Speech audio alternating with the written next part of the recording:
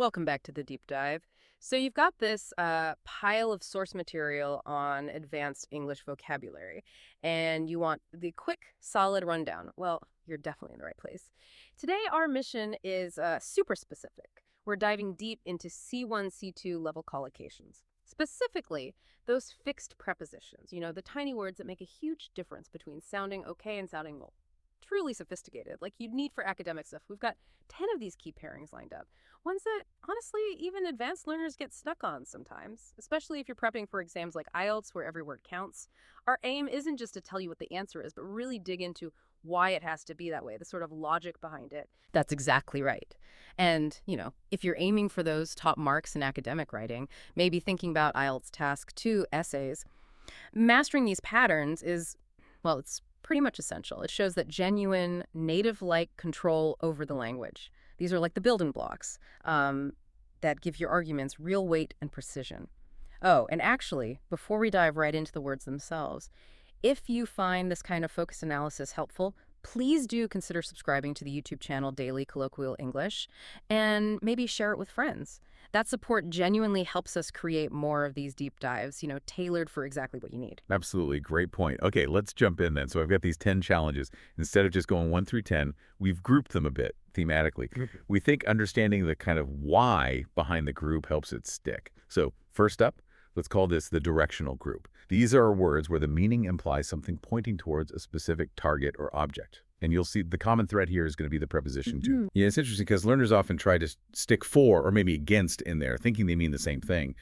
But linguistically, especially with these words, to really defines the destination of the action or the object of the state being described. Okay, makes sense. Let's take the first one, immune. The question in the source was, are leaders immune to or immune against public criticism? Why to? Why not against? Well, you might think against because of, say, defending against illness, right? Like a vaccine helps defend against a virus. But when we're talking about a state of being, especially resistance to something non-physical like criticism or maybe pressure, we use immune to.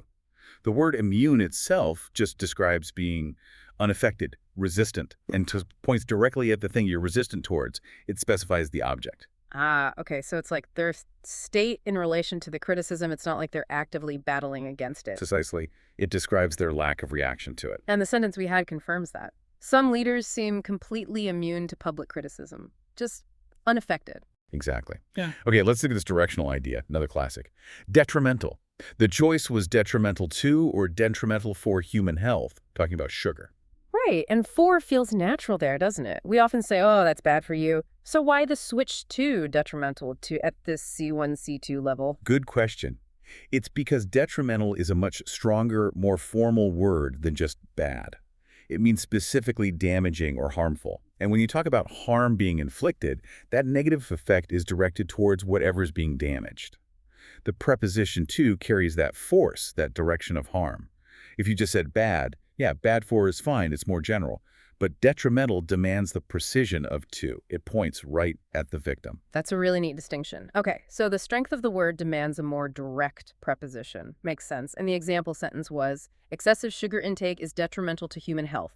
Points right at health. Exactly. Now, quickly, 2 more in this to group. First, commitment. Do we have a commitment for excellence or commitment to excellence? I think I know this one. It's to, right? Like you're committed to a cause. You got it. Commitment to. Again, it defines the goal, the destination of that promise or dedication. Excellence is the thing the commitment is directed towards, like in the example. The university made a strong commitment to research innovation. Okay. And the last one in this directional set, a really common phrase, exception. Is it exception of the rule or exception to the rule? This one is very fixed. It's always exception to the rule. Always. It's a set phrase denoting something that sits outside the main principle. The exception exists in relation to, or you could say pointing to, the rule itself. So that relationship is defined by to. Got it. And the example. In this case, we can make an exception to the general rule. Yep. So those 4, immune to, detrimental to, commitment to, exception to, all show how to is crucial for defining the target or direction. Okay, that's super clear. Let's shift gears. What's our next group? Let's call this group the participation and agency group. So these collocations are more about being involved in something or being responsible for something, often using in or for. Right, so involvement or responsibility. Okay. Exactly. It's about defining maybe the container of the activity or who is responsible. Let's start with engaged. If a company is busy with talks, is it engaged in negotiations or engaged on negotiations? My first thought might be on, like, you work on a project, but I have a feeling the academic standard is in. You're spot on. It Yeah. requires engaged in. When you're talking about active participation inside a process, like negotiations, Mhm. you need in. Think of the negotiations as the activity, the process the company is immersed within. They're actively participating in it. Like the negotiations are the space they are operating in. Okay, Exactly. And the sentence was, the company is currently engaged in difficult wage negotiations. makes sense. Okay, next one. Factor. Hard work is a key factor in success or of success. It's a key factor in achieving success. Here, in tells us the area or the realm success where this factor plays a part. The hard work is an important piece contributing within that larger context of success. It's not a part of success, like a slice of pie, but an element contributing to it, or within the process of achieving it. Okay, so for the domain or the process where the factor operates. Good. Hard work is often seen as a key factor in achieving success. Precisely. Now, this next one is tricky because it's legal, and the prepositions get very specific. Liable. If someone's legally responsible for costs, are they liable for damages or liable to damages? Ooh, liable to sounds plausible. Like you're liable to pay them. It suggests an obligation towards the payment. It does sound plausible, doesn't it? But the standard legal and academic phrase is liable for. Liable means legally responsible for something, usually a cost, a debt, or damage. To specify the thing you bear responsibility for, you need for. It pinpoints the cost itself. Okay, so for links directly to the thing you're responsible for paying or covering. Exactly. As in, the driver was found liable for the damages caused in the accident. He was responsible for them. That's subtle, but crucial in legal contexts, I imagine. Okay, that's 3 in this group, 7 down overall. What's next? Right. Our final thematic group. Let's call it the separation and state group. These deal with moving away from something, or maybe adopting a particular state of mind, often detachment. Separation and state of mind. Got it. So, the clearest example of separation first. Abstain. Do we abstain from alcohol or abstain of alcohol? This one feels more intuitive from, surely, like staying away from something. Absolutely correct. Abstain from. The verb abstain means you deliberately hold yourself back. You keep away from something. So the preposition needs to show that removal, that origin point you're moving away from. That's what from does.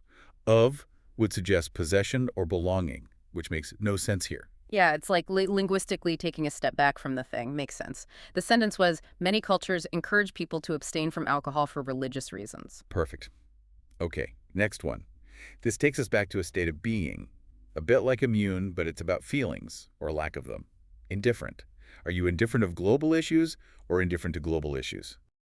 Based on the immune example earlier, I'm going to guess 2. Like the lack of feeling is directed towards the issues. You've nailed the pattern. Absolutely right. Indifferent to. It works just like immune to or detrimental to. Indifferent means you lack concern or interest or sympathy.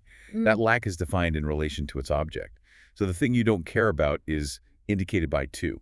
Great. Seeing those parallels really helps it click. The emotional state, or lack of it, points to the object. Exactly. So the sentence, he appeared totally indifferent to the suffering of others. Okay, crystal clear. Yeah. And the final one, number 10. Number 10 kind of brings things together, showing movement between two states. Transition.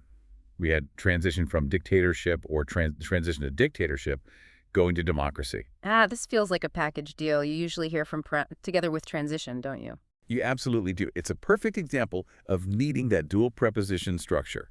When you're describing a change, a movement between two distinct points or states, you pretty much always need both.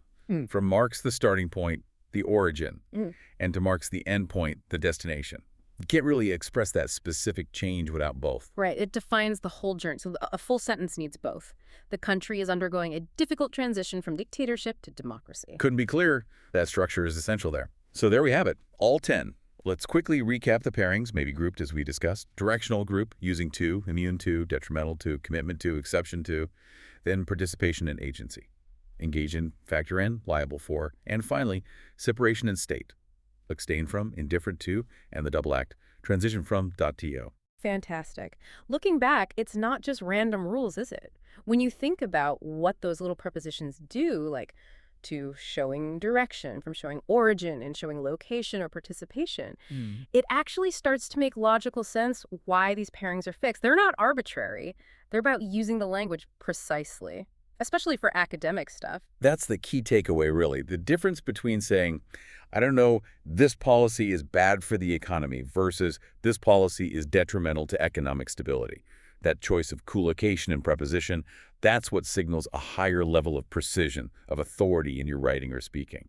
Mastering these specific ones we cover today really helps build that. Yeah, it moves your arguments from just comments to something more sophisticated and accurate. Okay, so we've unpacked the knowledge on all 10 pairings for you. Now, as always, we like to leave you with a final thought, something to maybe chew on.